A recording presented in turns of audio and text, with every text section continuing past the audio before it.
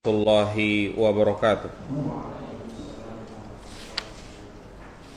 إن الحمد لله نحمده ونستعينه ونستغفره ونعوذ بالله من شرور أنفسنا ومن سيئات أعمالنا من يهده الله فلا مضل له ومن يضلل فلا هادي له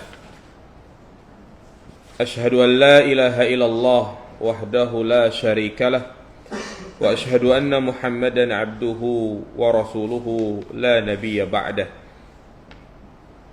اللهم صل على محمد وعلى آل محمد قال الله تعالى في القرآن الكريم يا أيها الناس اتقوا ربكم الذي خلقكم من نفس واحدة وخلق منها زوجها وبث منهما رجالا كثيرا ونساء واتقوا الله الذي تساءلون به والأرحام إن الله كان عليكم رقيبا وقال النبي صلى الله عليه وسلم فإن أصدق الحديث كتاب الله وخير الهدي هدي محمد صلى الله عليه وسلم وشر الأمور محدثاتها فإن كل محدثة بدعة فإن كل بدعة ضلالة وكل ضلالة في النار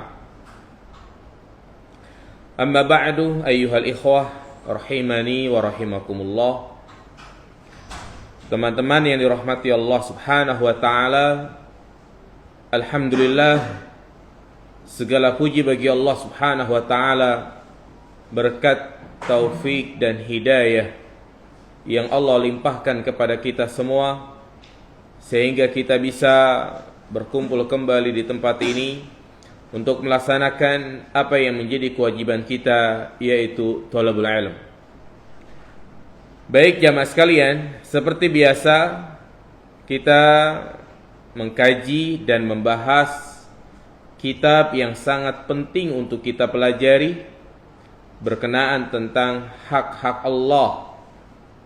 Apa saja yang menjadi kewajiban kita sebagai seorang hamba kepada Allah Subhanahu wa taala, yaitu Kitab Tauhid li Syekh Muhammad bin Abdul Wahhab At-Tamimi rahimahullahu taala.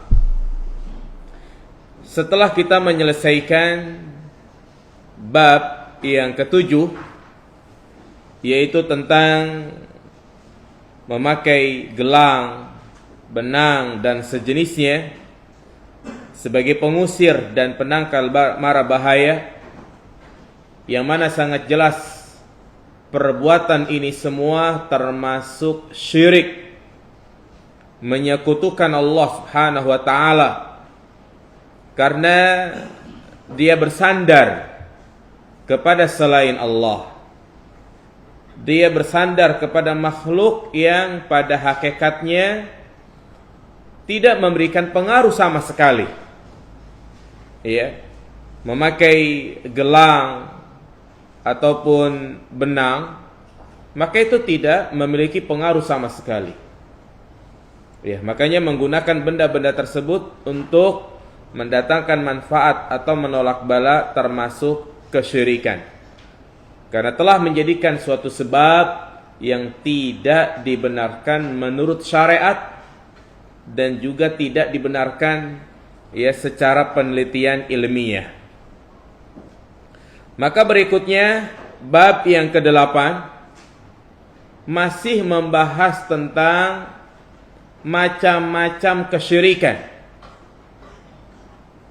Karena bagusnya kitab ini di mana muallif memberikan perincian tentang bentuk-bentuk kesyirikan. Tujuannya agar kita memahami, mengetahui. Kalau kita sudah tahu, maka hendaknya kita tinggalkan. Makanya penting bagi kita untuk mempelajari perkara-perkara yang membuat Allah murka. Jadi bukan hanya belajar tentang perkara-perkara yang Allah itu ridho, cinta.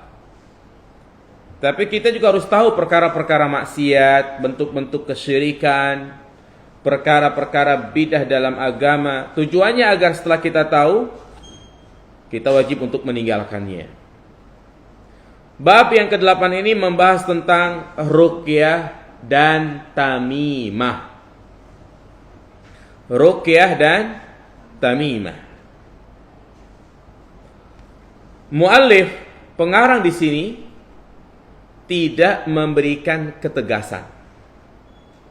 Yakni beliau tidak mengatakan termasuk kesyirikan ruqyah dan tamimah, tidak mengatakan seperti itu. Berbeda dengan bab sebelumnya. Secara tegas beliau mengatakan termasuk kesyirikan memakai gelang dan seterusnya. Tapi pada bab ini beliau tidak mempertegas, hanya mengatakan babu majaa fir ruqa wat tamaim. Bab yang menjelaskan tentang ruqyah dan tamimah. Kenapa beliau tidak mempertegas kalau ruqyah itu termasuk kesyirikan? Karena nanti kita akan bahas ternyata ruqyah itu ada yang disyariatkan dan ada yang tidak disyariatkan. Demikian pula tamimah, yakni memakai jimat. Ya, ternyata ada jimat yang diperselisihkan oleh para ulama, yaitu bagaimana kalau jimatnya berasal dari Al-Quran. Jadi sobekan-sobekan Al-Quran itu dijadikan sebagai jimat, boleh atau tidak. Tapi nanti kita akan jelaskan bahwa pendapat yang kuat, ya, jimat apa saja, baik yang terbuat dari Al-Quran maupun yang lainnya, termasuk perkara yang dilarang dalam agama. Ya, baik, kita akan bahas dulu tentang masalah ruqyah. Apa yang dimaksud dengan ruqyah jamaah sekalian? Ruqyah itu berasal dari bahasa Arab ruqa. Ya, ruqa artinya bacaan-bacaan. Itu secara bahasa. Jadi ruqa, ya, jamannya adalah ruqyah, itu artinya bacaan-bacaan. Adapun secara istilah adalah bacaan-bacaan yang dibacakan kepada orang yang sakit. Ya, bacaan-bacaan yang dibaca kepada siapa? Orang yang sakit. Itu artinya ruqyah. Ya, bukan ru'yah. Ada ru'yah pakai hamzah, ada ruqyah. Beda huruf, beda makna. Ya, makanya ini pentingnya kita mempelajari bahasa Arab. Kalau ruqyah artinya bacaan-bacaan. Kalau ru'yah artinya melihat. Ya, melihat ru'yah. Seperti misalnya menjelang bulan suci Ramadan kita melihat apa? Hilal. Dalam bahasa Arab disebut ru'yatul hilal. Ya. Maka dari sini juga penting bagi kita kalau belajar kitab itu harus sama ustadz. Belajar ilmu agama harus bersama guru. Kajian seperti ini. Jadi tidak cukup hanya otodidak. Ya. Otodidak itu diperbolehkan jika memang kita sudah menguasai pondasi-pondasi ilmu. Tapi kalau sifatnya belajar tahap awal, ingin mempelajari dasar-dasar, enggak cukup kalau otodidak. Misal belajar kitab tauhid, enggak cukup kalau hanya baca saja. Demikian pula enggak cukup kalau kita hanya dengerin ceramah-ceramah di mana? Di YouTube. Belum cukup jamaah sekalian. Nah, silakan kita dengerin yang ada di YouTube, tapi jangan lalai dari menghadiri majlis-majlis ilmu. Karena para ulama menjelaskan di antara Syekh Bakar Abu Zaid tentang bahayanya otodidak. Ya, apalagi dia mempelajari kitab-kitab ulama, ya, karena tentunya mungkin banyak kesalahan-kesalahan. Ada kalimat-kalimat yang samar perlu dijelaskan. Seperti ada seorang yang otodidak baca Tibun Nabawi. Tahu Tibun Nabawi? Itu pengobatan Nabi. Dia baca, kan tulisannya begini ya. Habbatus sauda daun likulli dawa. Habbatus sauda itu adalah obat dari setiap penyakit. Tahu kan habbatus sauda? Apa jemaah? Jinten hitam ya. Itu kan pakai huruf ba, al-habbatu. Nah ini karena dia otodidak, udah gitu dia menerjemahkan, ba itu dibaca ya. Al-hayyatu sauda daun likulli dawa. Apa artinya al-hayyatu? Apa jemaah? Hayyah. Ular. Itu mah al-hayya. Ini al-hayyatu ular. Ya kalau dibaca al-hayyatu sauda, sauda artinya apa? Hitam. Berarti artinya apa itu? Ular hitam adalah obat dari setiap penyakit. Kacau nggak tuh artinya? Dia terjemahkan, kemudian dia sampaikan kepada murid-muridnya bahwasanya ular hitam itu sebagai obat. Mana dalilnya? Nabi bersabda, al-hayyatu sauda daulikul dawa. Hanya salah baca apa itu? Titik, ya kan? Nah itu bahaya jamaah sekalian belajar otodidak. Ba dibaca ya, yang artinya batu sauda jadi ular hitam.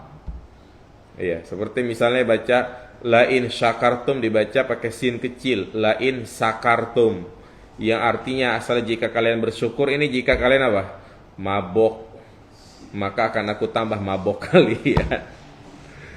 Ya, juga ada apa namanya? Sama ada juga yang salah dalam memahami hadis itu.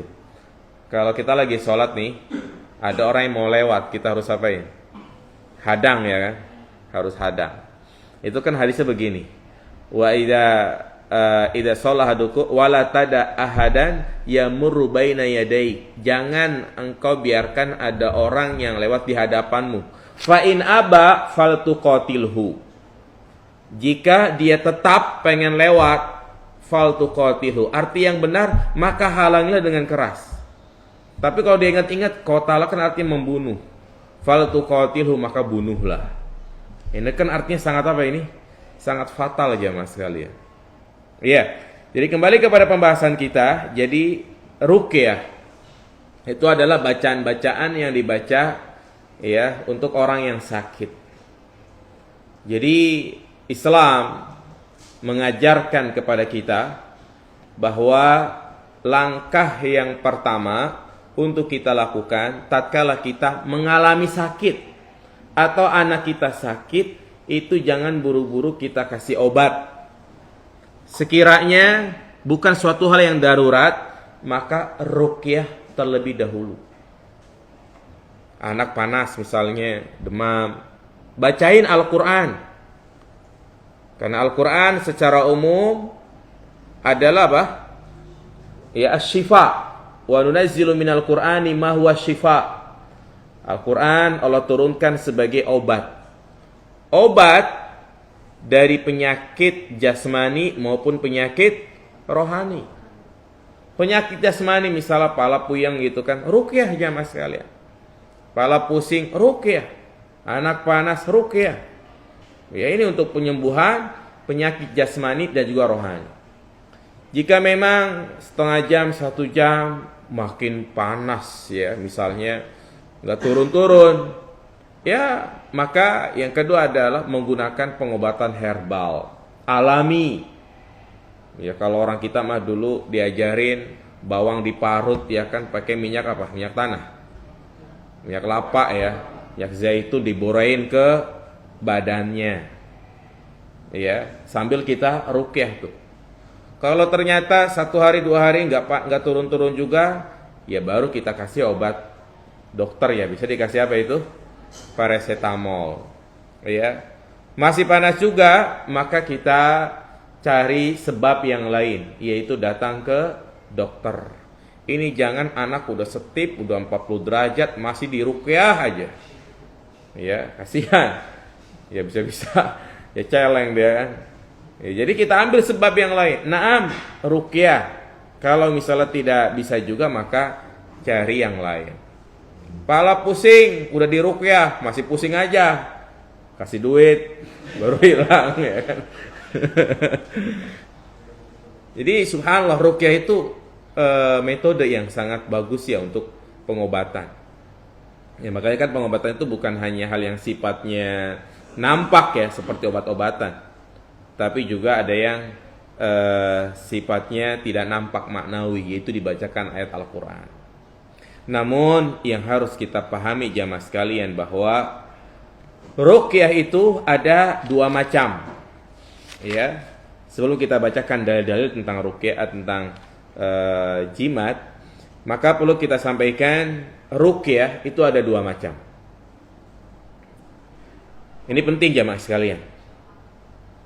Tujuannya agar kita tidak salah di dalam memanggil peruqyah. Kadang memang kita butuh orang yang bisa meruqyah, walaupun memang yang lebih utama adalah meruqyah sendiri, mandiri. Jangan minta orang untuk datang meruqyah, ya, karena akan terjadi ketergantungan. Ya, jangan sampai kita misalnya manggil ustadz sana sini, dapat dikasih nomor, kita telepon suruh datang, ternyata dia mau ruqyah dengan cara yang tidak sesuai dengan tuntunan Nabi Shallallahu Alaihi Wasallam. Misalnya seluruh kamar dikasih garam lah, ya dikasih cairan-cairan semuanya. Nah ini kan banyak hal-hal yang tidak masuk akal istilah seperti itu. Galah tembok dipantek ya sayang kan, nggak ada kebutuhan tapi dipantek-pantek tembok. Makanya yang pertama ruqyah yang disyariatkan, dan yang kedua ruqyah yang tidak disyariatkan. Dinukil dari Al-Hafidz Ibnu Hajar dalam kitabnya Fathul Bari, demikian pula yang disampaikan oleh Imam As-Suyuti, menyebutkan bahwasanya para ulama bersepakat ruqyah yang disyariatkan, ruqyah yang diperbolehkan itu memiliki beberapa syarat. Ini penting nih syarat-syaratnya. Berarti kalau tidak memenuhi syarat ini, ruqyah tersebut adalah ruqyah yang tidak disyariatkan. Bisa terjerumus ke dalam kesyirikan, atau bisa jadi juga terjerumus ke dalam kebid'ahan. Apa yang pertama jamaah sekalian? Ini yang paling penting nih. Hendaknya orang yang meruqyah tidak memiliki keyakinan bahwa ruqyah tersebut dapat bermanfaat secara sendiri. Sekali lagi, hendaknya orang yang meruqyah tidak memiliki keyakinan bahwa ruqyah tersebut dapat bermanfaat secara sendiri. Namun ruqyah hanyalah sebab, karena yang menyembuhkan hanyalah siapa? Allah Subhanahu wa ta'ala. Inilah tauhid jamaah sekalian. Inilah yang harus kita pahami tatkala kita meruqyah atau juga diruqyah, memanggil peruqyah. Maka kita harus imani, kita harus yakini bahwasanya si peruqyah dan bacaan-bacaan yang dibaca itu hanyalah sebagai apa? Sebab. Dan yang menyembuhkan adalah Allah Subhanahu wa ta'ala. Ya. Inilah arti tawakal yang benar, yakni kita tidak bersandar kepada sebab, tapi bersandar kepada Allah Subhanahu wa ta'ala. Allah lah yang maha mampu mentakdirkan orang itu bisa kesurupan, dan Allah pula yang maha mampu yang bisa mengusir syaitan dari tubuh seseorang. Ya. Jadi sekali lagi, Allah yang hanya mampu untuk semua itu. Kenapa? Karena ada jamaah sekalian, ya, orang meruqyah tapi setan itu gak kabur-kabur. Berarti bukan karena ruqyahnya yang gak manjur, tapi bisa jadi karena Allah tidak menghendaki. Ya. Nah, dari sini jamaah sekalian, termasuk kesalahan di tengah masyarakat kita. Di mana hilangnya syarat ruqyah yang pertama ini.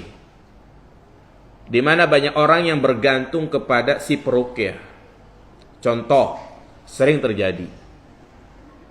Ada seorang yang mungkin keluarganya kesurupan, kemasukan jin atau diguna-guna gitu ya. Dipanggillah seorang ustadz A misalnya. Panggil, disuruh ngaji. Ya, sejam 2 jam setannya nggak kabur-kabur. Padahal masya Allah bacanya bagus, makharijul hurufnya bagus, dan juga ustadz ini hafidz Quran. Sudah 3 jam nggak kabur-kabur. Udahlah, mungkin kesian sama ustadznya. Ustadz, ya terima kasih udah datang ke sini, gitu kan. Pulang dah ustadznya. Nah tentunya orang tua ini kan ya nggak pengen anaknya begitu terus. Pasti dia cari apa?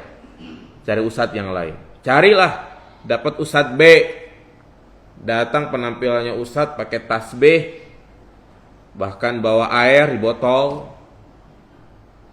Cuman dibacain apa? Bismillahirrahmanirrahim, disumbur-sumbur.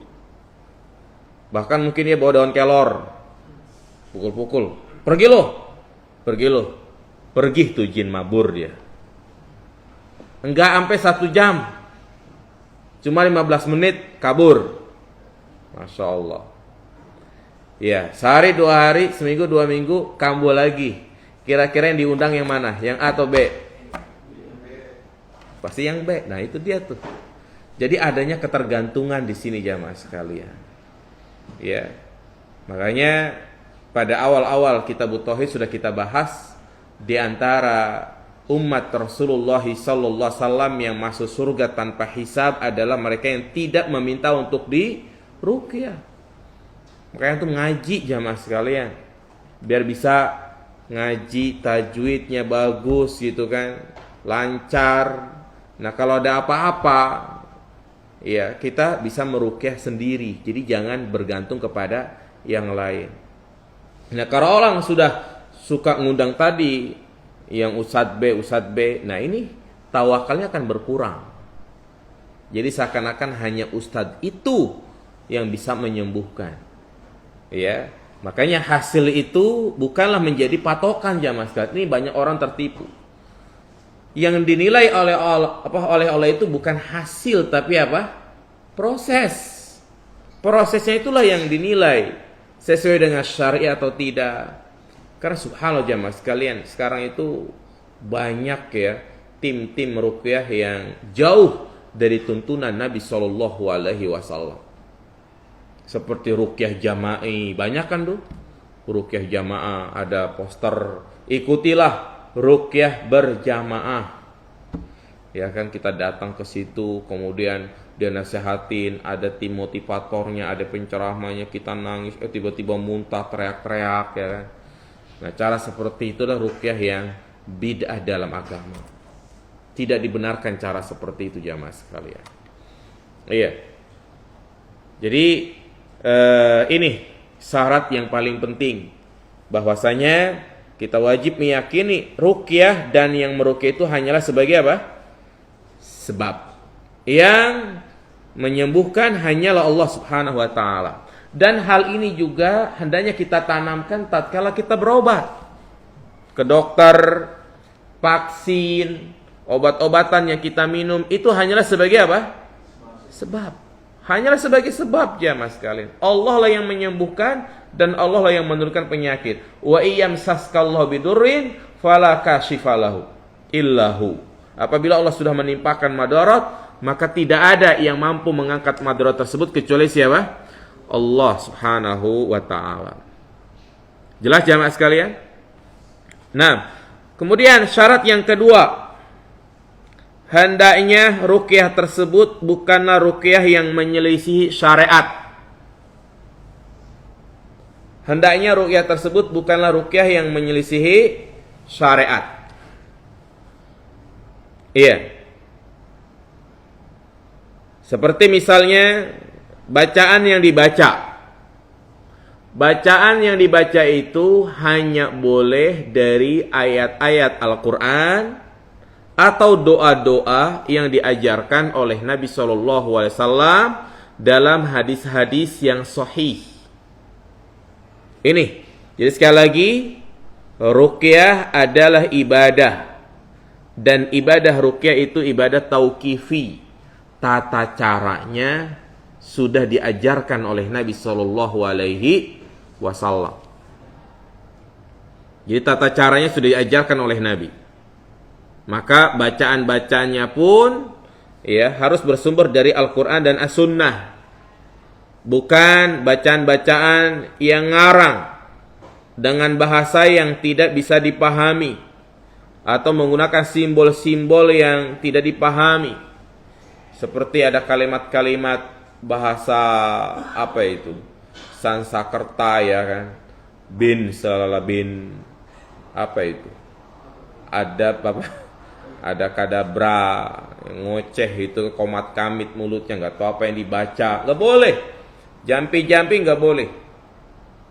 Ya, jadi harus dari apa tadi? Al-Quran. Jadi semua ayat Al-Quran bisa kita jadikan wirid-wirid untuk ruqyah. Mau surat Al-Fatihah, surat Al-Baqarah, surat An-Nas, juz 30, boleh. Nah, namun ada ayat-ayat yang biasa digunakan oleh Nabi sebagai ayat ruqyah. Nah, ini ada faedah penting ya mas kalian. Ada faedah penting. Pada asalnya, semua surat yang ada di dalam Al-Quran kita disuruh untuk membacanya. Pada dasarnya semua ayat yang ada dalam Al-Quran itu sebagai ayat-ayat ruqyah. Dan kita tidak boleh mengkhususkan satu surat kita baca dengan meyakini adanya keutamaan khusus kecuali harus ada dalilnya. Ya.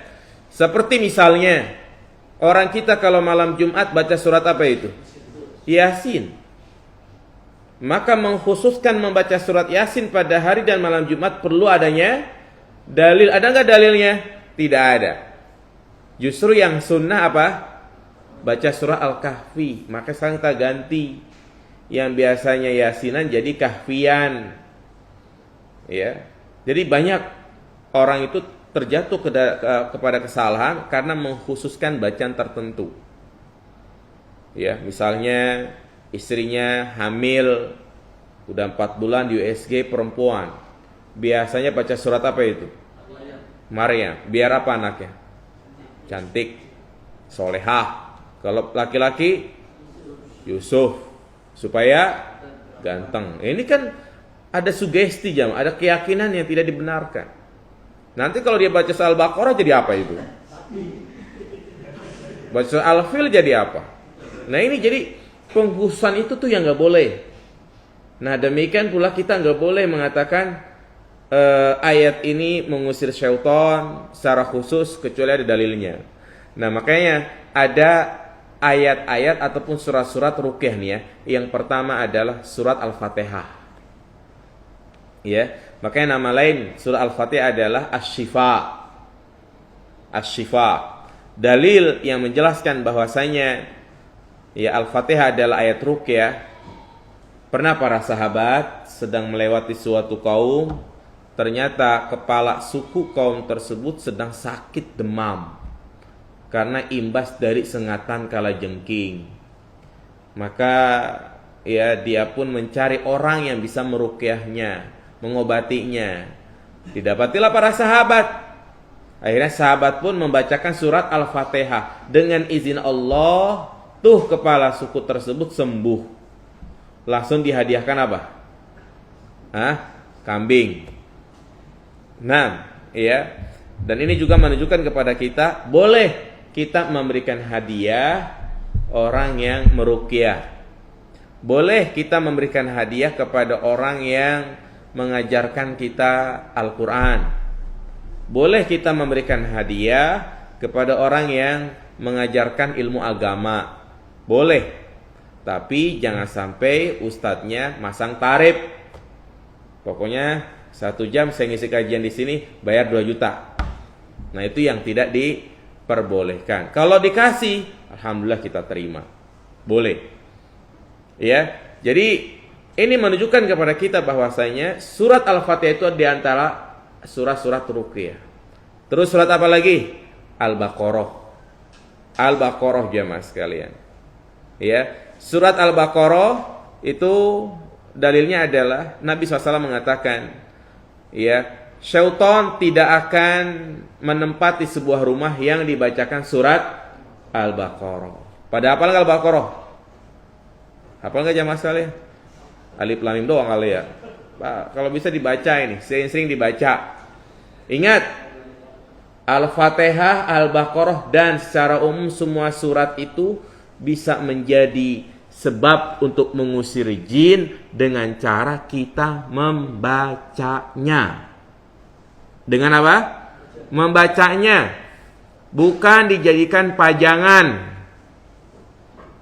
Banyak orang kita bertabaruk dengan Al-Quran itu bukan dengan membacanya, tapi dijadikan pajangan. Dia cari tukang-tukang pajangan, ya kan, ada Al-Fatihahnya atau ayat kursinya dipasang di depan pintu, ya kan. Tujuannya apa? Biar setan nggak masuk. Setan juga pinter, bisa lewat belakang, ya kan. Nggak ngefek ya maksudnya ya. Nggak ngefek kalau sekedar kaligrafi doang, nggak ngefek. Jadi harus dibacain, ya, baca. Ya, makanya sering-sering baca surat Al-Baqarah ya di rumah ya. Ya namanya ya kita kan nggak stabil ya. Pulang emosi, bawanya marah-marah mulu. Ngelihat istri kayaknya pengen emosi mulu ya kan. Ya, maka baca apa? Al-Quran itu karena kurang baca Al-Quran. Di rumah nggak betah, panas padahal udah AC 3 ya kan. Ya itu tandanya mungkin dia jauh dari apa? Al-Quran. Ya, makanya saya nasihatkan untuk semuanya, jadikan Al-Quran itu pegangan hidup kita sebagaimana HP jamaah sekalian. Ya, sekarang kita kalau jujur lebih banyak pegang apa? HP. Sebelum tidur pegang HP, setelah tidur pegang HP, ya kan.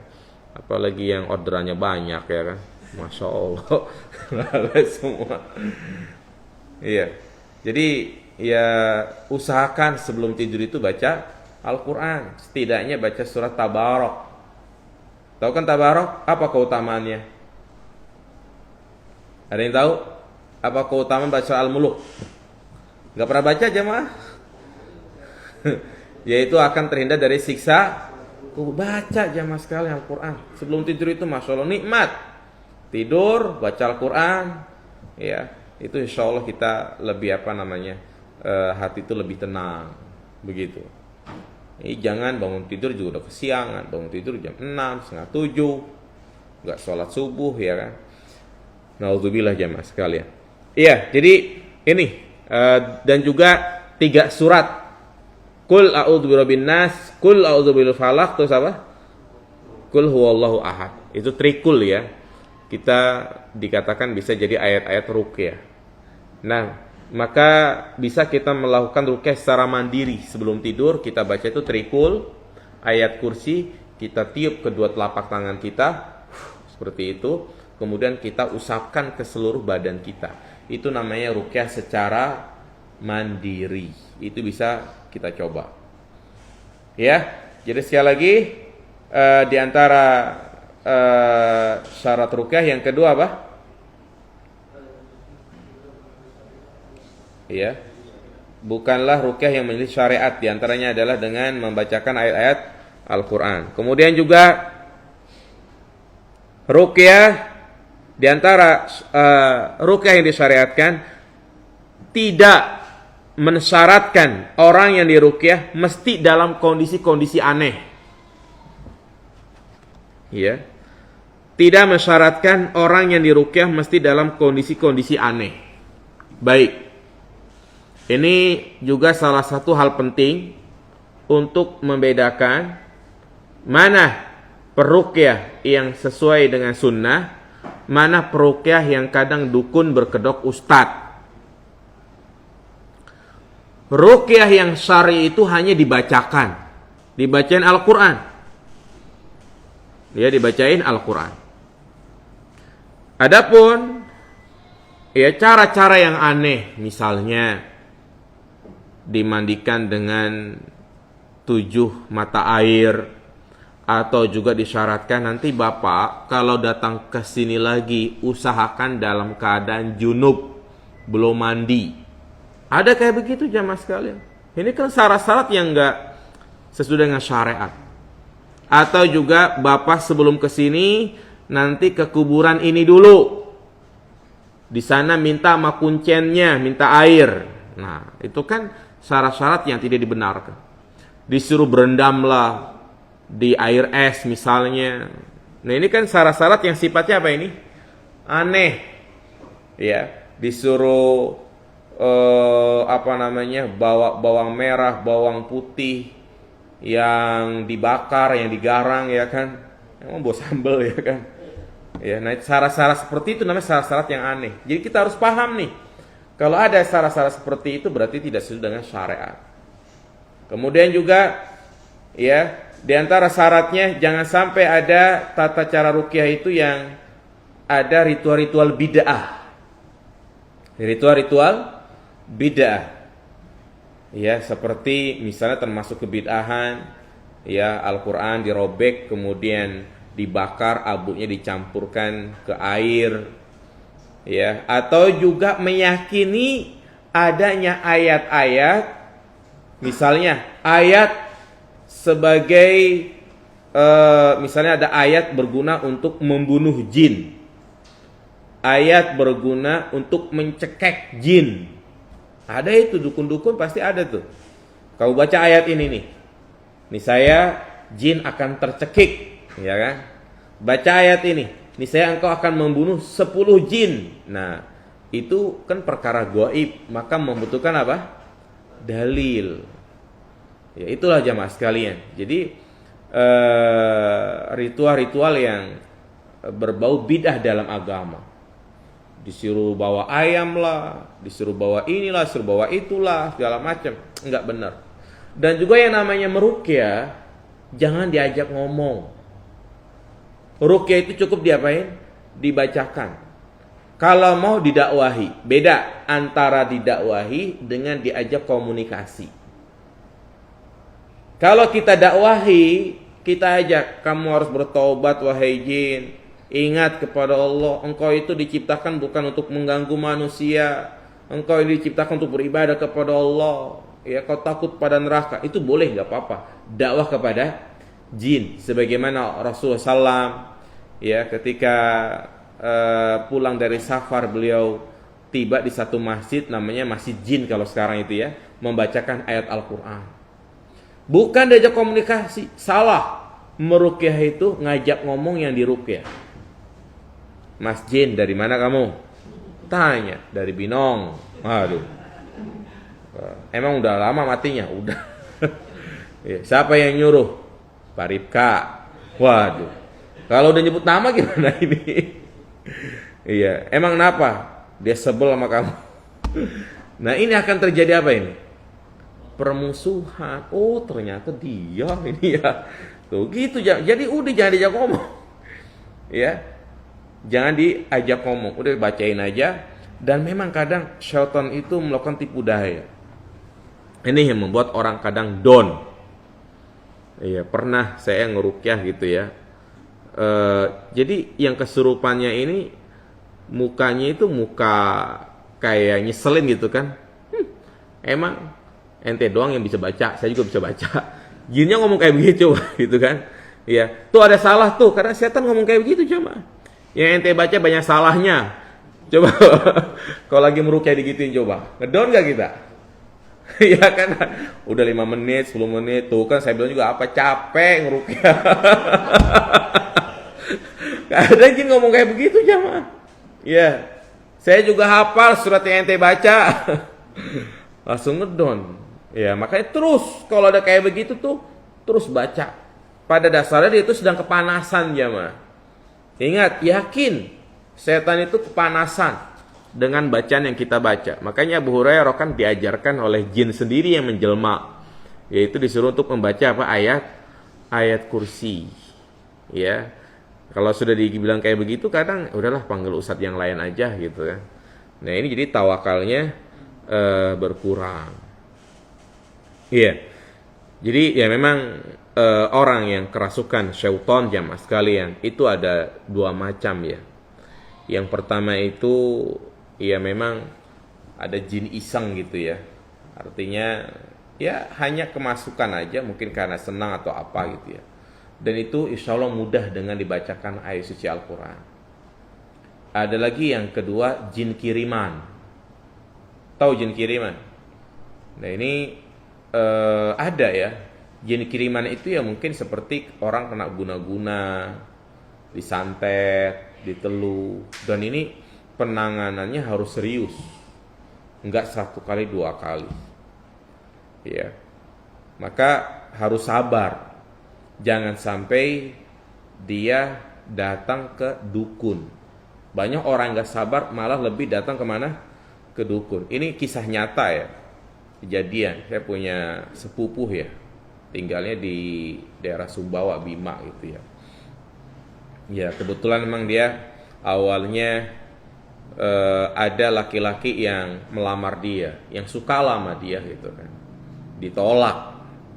Memang benar ada istilah apa? Cinta ditolak dukun bertindak. Udah ditemuin gitu kan. Sepupu saya itu ya disalamin, udah pulang-pulang kesurupan. Nah itu kena tuh kan, istilahnya kena. Sebenarnya ya kalau sudah kena kayak begitu terus dibacakan ayat suci Al-Quran. Memang prosesnya lama. Makanya saya sampaikan yang penting adalah apa?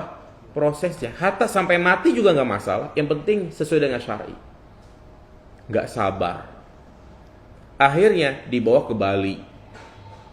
Tahu sendiri Bali, mayoritas agama Hindu. Dan yang namanya agama Hindu, kliniknya luar biasa, mistik-mistiknya luar biasa di sana. Dibawa ke sana ke orang yang beragama Hindu, dukun, dijampe-jampe, diobatin segala macam, sembuh. Tapi dikasih syarat, besok kesini lagi. Sebulan kemudian datang lagi ke sini lagi.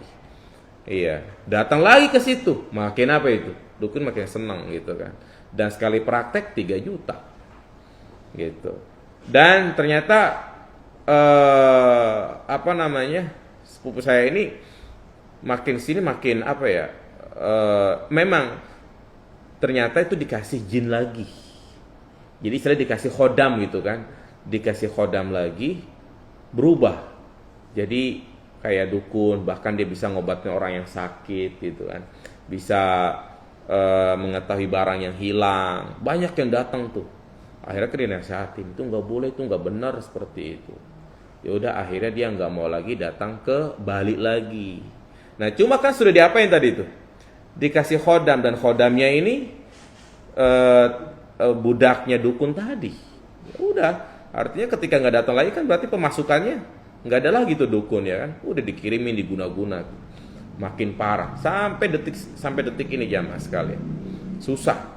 Ya, bahkan sering mengatakan tuh kalau lagi serupan, saya lebih baik mati daripada saya keluar dari tubuh ini. Ya, kalau saya keluar, saya akan disiksa sama Tuhan saya. Ngomong kayak begitu. Nah, maka kalau sudah seperti ini memang agak susah ya. Ya memang mau gak mau dia harus sabar, harus kembali kepada Allah ya. Harus lebih taat lagi ya. Jadi intinya jangan sampai kita mendatangi apa? Dukun. Ya, memang prosesnya agak lama. Jadi itu jamaah sekalian ya. Syarat-syarat ruqyah yang disyariatkan. Jadi berapa syarat tadi jamaah? Ya, pokoknya yang pertama meyakini bahwasanya yang menyembuhkan adalah Allah Subhanahu wa taala. Yang kedua, iya, harus membaca apa? Ayat Al-Qur'an. Iya. Dan juga yang terakhir yang penting juga tidak ada unsur kemaksiatan di dalamnya. Apa contohnya? Meruqyah tadi saya sampaikan dibacakan saja. Jadi nggak boleh meruqyah itu dipegang-pegang, apalagi kalau itu adalah perempuan. Pasiennya perempuan ya kan, dipegang-pegang. Nggak boleh. Ini namanya dukun cabul kayak gitu. Iya. Iya kan? Karena dukun ada 2, kalau nggak ngibul apa? Cabul ya. Iya, terus juga pakai apa namanya, musik-musik lah atau yang lainnya, ya itu tidak boleh. Itu berarti ruqyah yang terdapat unsur kemaksiatan. Baik, saya kira itu ruqyah yang disyariatkan. Silakan, ada pertanyaan sampai sini? Ya, silakan.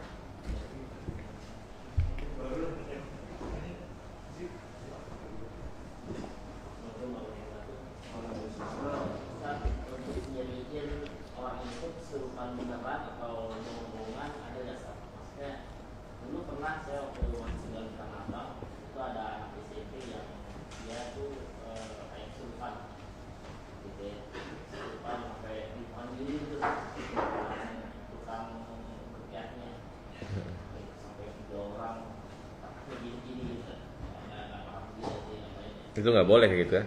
Nggak boleh gitu. Nggak sembuh sampai berapa kali ganti orang sholat nggak sembuh. Terus dibeli handphone sembuh sah. Oh gitu ya? Iya. Kan jadi sebenarnya sih kalau ada ngambil kesimpulan, anak pura-pura aja emang tanya sama orang tuanya, akhirnya biayanya kayak gitu deh. Ya, ini sih waktu ditanya sama orang tuanya ditanya, coba kamu bisa ngambil gitu, atau dijalin aja kayak gitu. Berarti emang kosan gitu lah. Kalau dia bukan berarti bohong gitu. Tapi ada nggak ciri-ciri orang yang benar-benar emang dia itu kesulitan gitu ya, atau dia itu hanya pura-pura aja? Iya. Memang beda ya orang yang pura-pura. Bahkan bukan hanya dalam hal ini saja ya. Orang yang sakit. Iya. Kadang kan orang kita mudah menyimpulkan, oh ini kena guna-guna. Ya kan, oh ini lagi diganggu sama jin. Ya. Maka sebenarnya ini hanya teknis saja ya. Jadi ya seperti misalnya kita berikan ancaman-ancaman kayak tadi ya. Ya kalau memang dia murni kesurupan, betul-betul dia nggak sadar. Betul-betul nggak sadar, kemudian teriak-teriak ya, dan biasanya ngoceh-ngoceh sesuai dengan jinnya berbicara gitu kan. Iya, tapi biasanya kalau dulu penanganannya seperti yang antum sampaikan begitu ya, itu adalah dengan diancam. Lu kalau nggak ini gue ceburin lo gitu kan. Ya kayak gitu kayak misalnya disuapin apa itu. Ya tapi jangan ya. Ya biasanya itu dibawa kemana ya yang mungkin dia takut. Ya biasanya kalau dia bukan kesurupan beneran dia pasti takut ya. Pasti takut. Iya, kalau kesurupan beneran itu dia emang ada tanda-tandanya ya, teriak-teriak, kemudian nggak sadar, kadang mau melukai dirinya sendiri gitu kan. Ya, dan saya ingatkan lagi jamaah sekalian, walaupun memang prosesnya lama, tapi sabar. Itulah ruqyah jamaah sekalian. Lebih baik dia bersabar walaupun jinnya itu nggak pergi-pergi. Terus bacain. Jangan putus asa. Ketika kita putus asa, ya berarti kita kalah dong sama syaitan. Artinya apa? Manggil orang yang bisa mengusir jin dengan cara tadi, tangannya gerak-gerakan gitu kan. Jelas ya? Kalau ada bertanya apa hukum meruqyah pakai wasilah air? Ini air saya bacain Ustaznya. Ya kan? Bacain Al-Fatihah. Ya tentu bacaan-bacaan yang syar'i ya. Kalau jampe-jampe enggak boleh, jelas. Bid'ah dan juga bisa jadi syirik. Tapi ini saya bacain Al-Fatihah, ayat kursi. Dah, nih. Bawa pulang, minumin. Boleh atau tidak jamaah? Hah? Boleh. Ya, Syekh bin Baz dan juga beberapa fatwa ulama, ya sebagaimana dilakukan ada beberapa ulama salaf yang melakukan hal tersebut, itu diperbolehkan. Tapi yang lebih utama adalah langsung dibacakan, ya, karena khawatir air ini disalahgunakan. Yang dimaksud boleh menggunakan air sebagai media ruqyah, dibacakan, diminumin, atau disiramkan, atau dibuat mandi, itu boleh. Adapun lebih dari itu nggak boleh. Contohnya apa? Air ini selalu dibawa-bawa. kerja dibawa, safar dibawa. Kenapa? Berkah, bekas doanya Ustadz Mukhlis. Ya. Nah itu yang nggak boleh. Atau juga di setiap buka toko berkah, berkah, berkah. Ya, buah-buahannya siramin, laris manis, Tanjung Kimpul, dagangan habis, duit kumpul, ya kan. Nah itu yang nggak boleh. Jadi diperluas kayak gitu itu nggak boleh. Kalau hanya sekedar diminumi tadi boleh. Jelas ya. Jadi menggunakan air sebagai wasilah untuk untuk ruqyah itu diperbolehkan. Ada lagi yang bertanya sama saya, boleh nggak? Bentar dulu. Boleh nggak ruqyah, media ruqyah pakai daun kelor? Boleh atau tidak sama? Dengan daun kelor hilang tuh setan. Iya, saya pernah mendapati ada ustadz ya, dia ngeruqyah pakai alat setrum. Jadi pasiennya itu diapain? Di setrum, kaget kabur tuh setan. Ada lagi pakai bambu kuning. Nah, maka ini saya dapati memang ada perbedaan pendapat ya. Pendapat yang pertama mengatakan nggak boleh. Kenapa? Karena tata cara ruqyah adalah tauqifiyah, sehingga semuanya pun harus sesuai dengan tuntunan Nabi Shallallahu Alaihi Wasallam, dan tidak pernah diajarkan oleh Nabi meruqyah itu pakai daun kelor. Yang namanya daun kelor mah buat nyayur. Ya. Nah, pendapat yang kedua mengatakan boleh. Kenapa boleh? Karena itu hanya sebagai teknis saja. Jika memang syaitan kabur dengan media seperti itu, maka silahkan. Yang penting kita hanya meyakini itu sebagai apa? Sebab. Kenapa? Karena seperti pengobatan penyakit jasmani. Dengan adanya penelitian ilmiah atau juga sesuai dengan ilmu medis menyembuhkan, maka itu dijadikan sebagai obat. Sekarang kalau saya tanya, ada nggak obat demam pakai paracetamol? Dalilnya? Nggak ada. Pakai batu sauda ada nggak dalilnya? Ada. Pakai madu ada nggak dalilnya? Ada. Pakai kunyit ada nggak? Nggak ada. Tapi dengan kunyit itu bisa sembuh. Nah demikian pula menurut pendapat yang kedua, kalau memang pakai daun kelor setan kabur, nggak apa-apa. Kalau memang dengan alat setrum setan kabur, nggak apa-apa. Ya, itu ada dua pendapat seperti itu. Wallahu a'lam, mana yang lebih kuat. Silakan. Nah itu yang belakang, silakan. Ya, deh.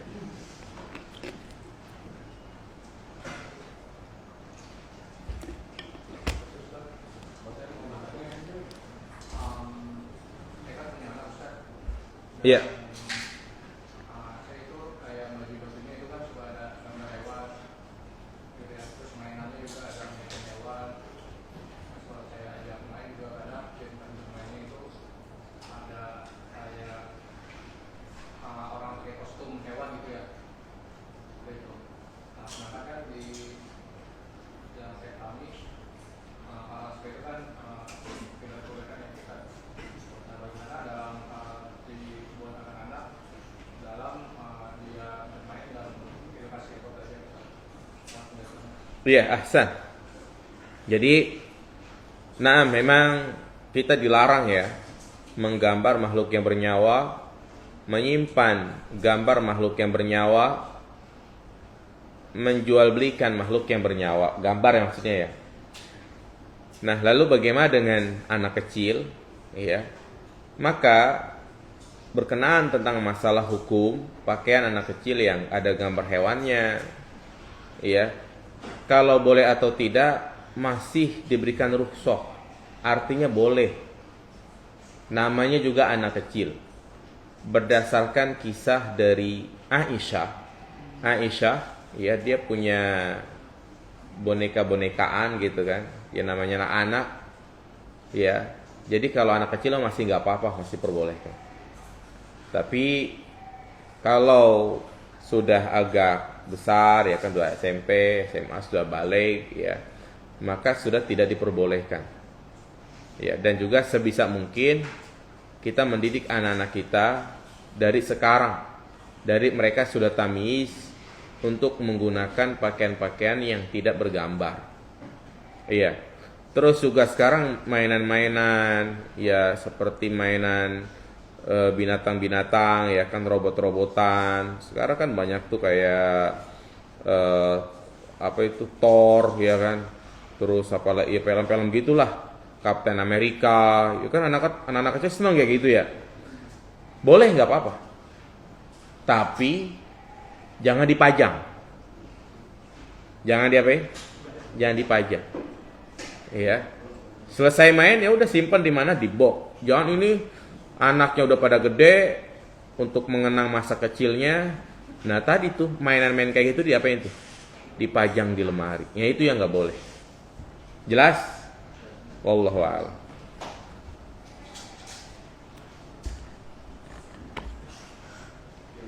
Tadi nyambung pertanyaan ke kabar jawaban yang pertanyaan Bang Bukan mengenai air yang dibawain ke steam ini ya. Iya. Cuma saya kan Ustaz mungkin jelasin kalau yang masih jauh itu memang kalau seperti orang-orang ya kita tahu gitu Ustaz di masyarakat Indonesia yang seperti Joko Kendil kemarin gitu ya. Keliling itu kan banyak banget yang ngasih botol kita doain gitu kan. Tahu tuh buat dia langsung dia minum atau dia ngapain dia malah berkah. Iya. Padahal itu tahu sebagian justru si keluarganya sendiri mengklaim bahwa dia kan orang bukan orang gila. Dulu juga kasusnya mirip seperti yang di Ponari ya Ustaz ya. Oh, Ponari ya, Bahkan bukan cuma dibacain tapi tangannya dilelutin gitu. Padahal bisa ngupil. Itu yang pertama. Iya. Kemudian yang kedua, apakah kalau misalnya kita ini gampang atau sulitnya kita kena suatu rasukan kan sama dari sisi iman gitu ya. Iya. Dan yang kedua, kita tuh nggak terlalu percaya atau nggak terlalu mikirin gitu ya. Karena mungkin kalau orang sakit dikit karena dua guna kita ini jadi dalam gitu ya. Kalau justru rasukan gitu ya. Kalau kan waktu yang saya pernah baca juga bahwa sebenarnya orang yang tiba-tiba sakit gitu ya, sebenarnya memang itu beracun jadi punya yang ngirim orang gitu ya, nawarin kopinya atau apa gitu ya. Iya, baik, ahsan. Jadi emang yang pertama masalah orang yang bisa kita mintakan doa ya ke air untuk kita minum. Yang harus kita perhatikan adalah ya sebenarnya siapa saja boleh. Kita pun boleh. Yang penting kita termasuk orang yang soleh. Jadi ini yang harus kita rubah ya cara pandang kita. Orang soleh itu nggak harus ustadz. Orang soleh adalah mereka yang menjalankan kewajiban-kewajibannya sebagai seorang muslim. Baik ibadah yang wajib maupun ibadah yang sunnah. Orang rajin sholat berjamaah ke masjid, baca Al-Quran. Walaupun dia bukan ustadz, maka kita katakan dia adalah orang soleh. Ya, kenapa? Karena ini berkaitan dengan kayak tadi, masalah minta air. Yang kedua juga mentahnik ya. Mentahnik gitu kan. Itu kan gak harus ustadz. Terus juga kalau memang kita pengen minta diruqyah misalnya gitu kan. Jadi gak harus ustadz. Jadi orang-orang yang kita pandang, oh dia orangnya lurus. Dan kita pun mungkin secara zahir bisa menilai ya kan. Pasti anak yakin di komunitas ini ada orang yang antum anggap, masya Allah dia orang alim banget. Kalau udah dengar azan langsung ke masjid dan waktu-waktu digunakan untuk untuk baca Al-Quran. Ini kita bisa menilai.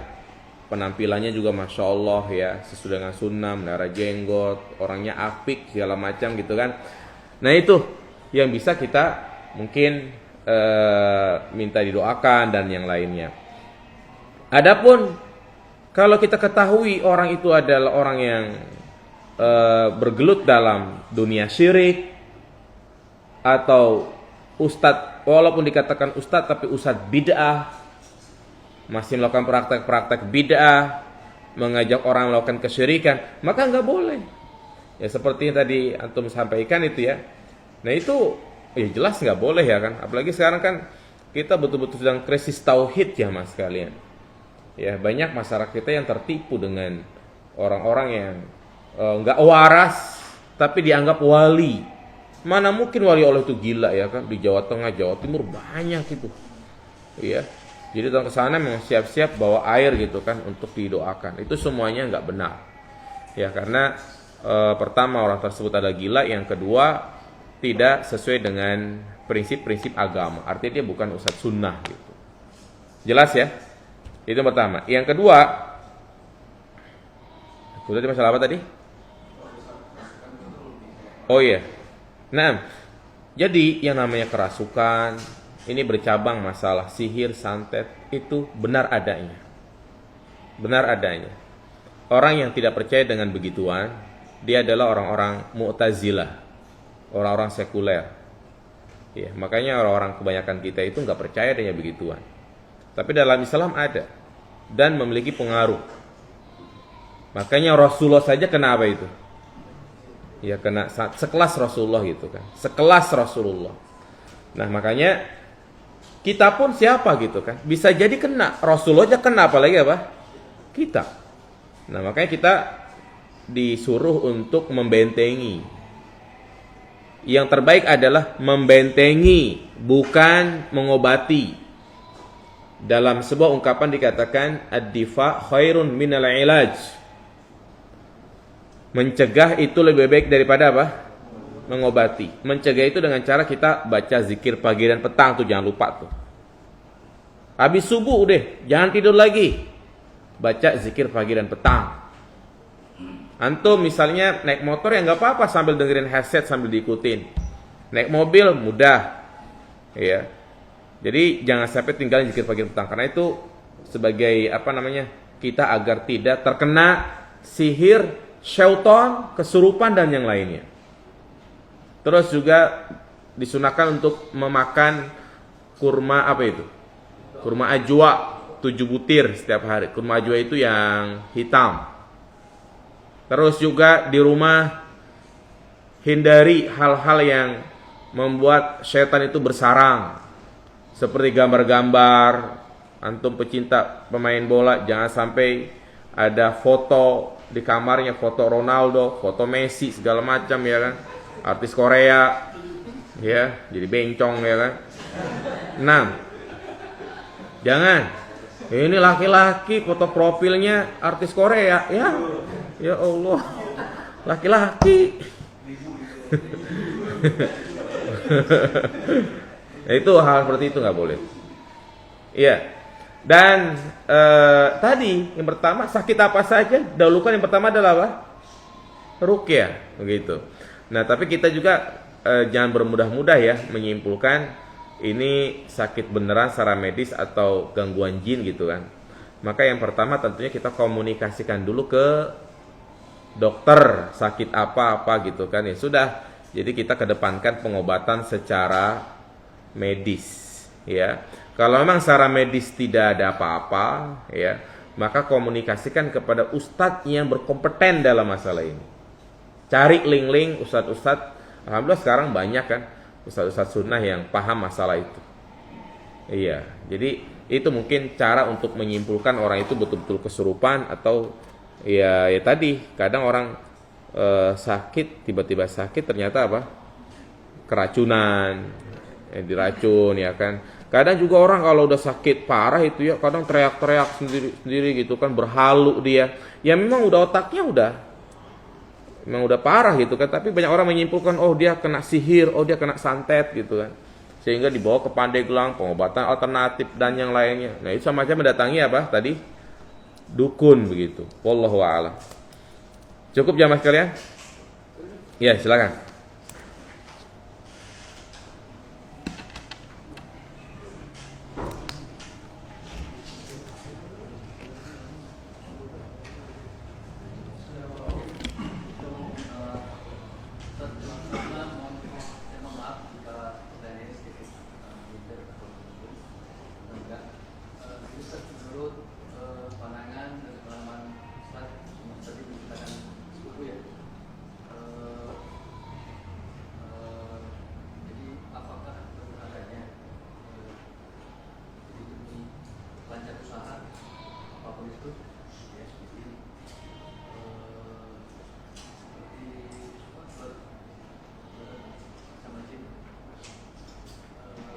berkomunikasi. Ya, seperti itulah mungkin Mm-mm. ya cuma lah. Iya. Kemudian masuk ya tahu setahu saya semua itu izin Allah. Atas izin Allah. Masuk kita tidak perlu seorang Iya. mau dijati atau apa. Jadi yang pertama tadi kita diskusinya apakah benar kalau memang satu orang mungkin yang tidak sabar kemudian usaha dia cepat lancar sukses betul betul. Iya. Baik, Ahsan, bagus pertanyaannya. Banyak orang yang menganggap ketika dia mendatangi dukun dan dikasih jampe-jampe, syarat-syarat atau dikasih air untuk dituangkan ke toko-tokonya, ternyata Masya Allah tokonya laris, usahanya lancar. Pasti dia berkeyakinan, oh dengan sebab saya datang ke dia. Ketika kita ingatkan, Pak itu nggak boleh, itu syirik. Maka ada dua jawaban yang selalu dilontarkan. Yang pertama, dia mengatakan, ini hanya sebagai syarat saja. Ini hanya sebagai apa? Syarat saja. Tetap saya yakin Allah lah yang memberikan keuntungan. Allah lah yang menyembuhkan. Ini cuma syarat saja, sebab syariat istilahnya gitu kan. Itu jawaban yang pertama dari mereka. Yang kedua, dia mengatakan, kalau memang ini enggak diridhoi oleh Allah, cara seperti ini, syirik, Allah murka, kenapa saya lancar usaha saya? Ya kan? Iya. Kalau memang pengobatan ini enggak dibenarkan, kenapa kok bisa sembuh? Berarti Allah sayang dong sama saya. Berarti apa yang saya perbuat ini diridhoi oleh Allah. Itu jawabannya coba. Maka kita katakan jamaah sekalian, yang pertama, ya, ketika dia mengatakan itu sebagai syarat, maka naam, memang segala sesuatu itu ada sebab dan ada musababnya. Pengen sembuh, ya harus apa? Berobat. Tetapi ingat dengan kaidah yang sudah kita bahas. Sebab itu cuma ada berapa? Dua. Sebab syar'i dan sebab kauni. Nah, yang pertama, apakah itu dibenarkan menurut syariat? Tidak. Apakah dibenarkan secara penelitian ilmiah dengan ngawur-ngawurin air itu bakal laris manis? Ternyata enggak ada. Enggak ada satupun. Itu hanyalah sebagai sugesti saja, anggapan yang tidak masuk akal. Atau juga mempertahankan pembeli yang pertama. Karena kalau enggak jadi bakalan apa? Yang lainnya pun enggak jadi. Makanya setiap kali dia bayar duitnya dikepret-kepret ya kan, supaya laku. Nah, itu tidak dibenarkan menurut syariat. Yang kedua, perhatikan, ya, kesembuhan dia, lancarnya dia dalam berusaha bukan berarti Allah ridho. Tidak mesti itu diridhoi oleh Allah Subhanahu wa taala. Ya. Allah adalah zat yang maha pengasih lagi maha penyayang. Allah adalah zat yang maha pemurah. Jangankan dia, iblis, tahu iblis? Iblis kan makhluk yang terkutuk. Iblis adalah makhluk yang jauh dari rahmat Allah dan sudah dijamin masuk neraka. Iblis pernah berdoa, ya Rabbi fa'anzirni ila yaumi yub'atsun. Tangguhkanlah aku sampai hari kiamat. Dan apa kata Allah? Fa innaka minal munzirin. Allah kabulkan. Allah kasih apa yang dia minta, ya kan? Terus juga orang-orang musyrikin Arab, orang-orang penyembah-penyembah berhala, mereka ketika terombang-ambing dengan ombak, mereka berdoa kepada Allah. Tapi setelah mereka selamat, mereka kembali berbuat apa? Syirik. Nah, menunjukkan bahwasanya hasil itu bukan menjadi patokan benar atau tidak. Jelas, bisa jadi itu adalah istidraj. Allah biarin dia. Nanti pada saatnya Allah akan azab dia secara tiba-tiba. Bisa dipahami jawaban saya? Subhanakallahumma bihamdika asyhadu an la ilaha illa anta astaghfiruka wa atubu ilaik. Assalamualaikum warahmatullahi wabarakatuh.